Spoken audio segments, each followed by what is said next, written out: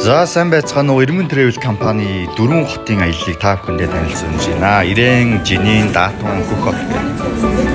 Ашаанууд ингэ доороос татчих жаа. Тэгээд ингэ Жинин одоо бидний хотоо. За Жинин халуун ашааны идэгсэн байна. Үнхээр цэвдэн, үнхээр сайн догч цайтай. Халуун ашаан дээр нэрсэн байна. Энэ амтлагын өрөөр орж тавна хэлцээ.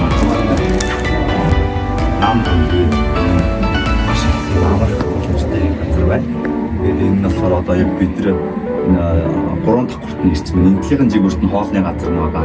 За энэ тал нь лаунж гэсэн юм байгаа. За яг энэ зүүн талд нь болохоор амрах гэсэн юм байна. Тэгээд ийм амрах боломжтой энэ сайхан өчнөд бүрдүүлсэн газар байна. Яг ийм байдаг. Тэгээд ерөнхийдөө энэ маш олон амрах юм гэсэн үг. Одоо сүүлийн үеийн тренд болоод байна.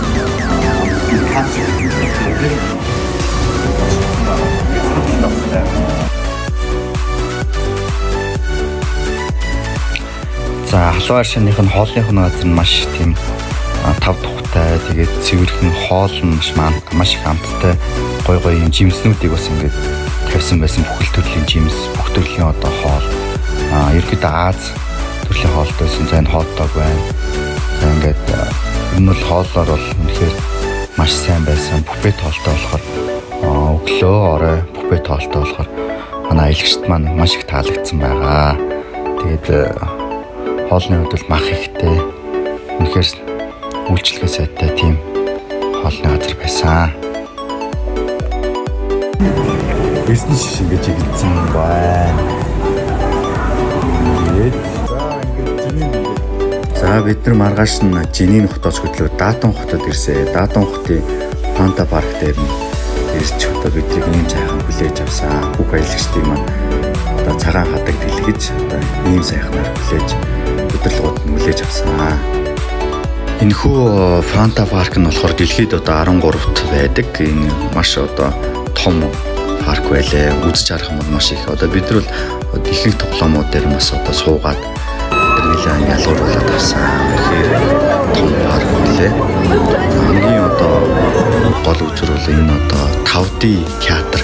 Яг нөгөө тухайн газар очсон юм шиг мэдрэмжийг төрүүлэх тийм ийм сайхан театр 5D байсан. Бид нар өөрсдөө ингэ хараад ингэ тавьсан.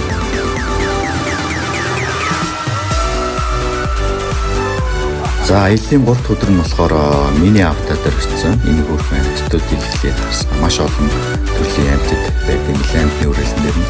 За мөн тэгээд усан парк дээр нь очсон. Усан парк дээр нь өдөржингөө тоглож маш их тийм тоглох одоо зүрхтэй юм байлээ.